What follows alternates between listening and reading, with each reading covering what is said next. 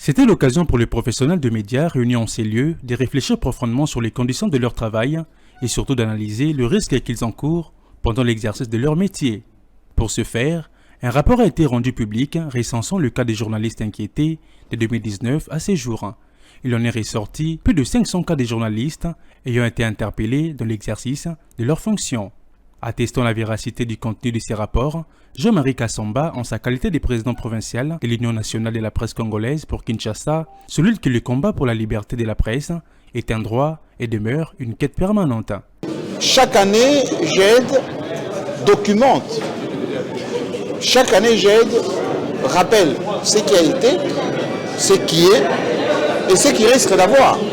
Et donc cette année, il y a des cas nouveaux qui reflètent effectivement l'état de la situation aujourd'hui des médias en République démocratique du Congo. Et une autre intervention de rebondir sur certains crimes contre les journalistes. Dans les 100 cas d'atteinte à la liberté de la presse, actuellement nous avons un confrère à nous, un ami, un frère, qui est croupit à la prison centrale de Makala pour des faits qu'on lui impute et qui, à mon avis, sont arbitraires.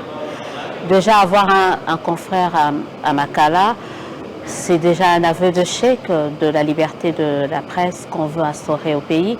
Et ajouter à cela près de 5 tués, c'est-à-dire combien est-ce que le journaliste est de plus en plus en difficulté pour exercer son travail en toute indépendance ou sans inquiétude ici en République démocratique du Congo. Le journaliste n'a rien à faire en prison.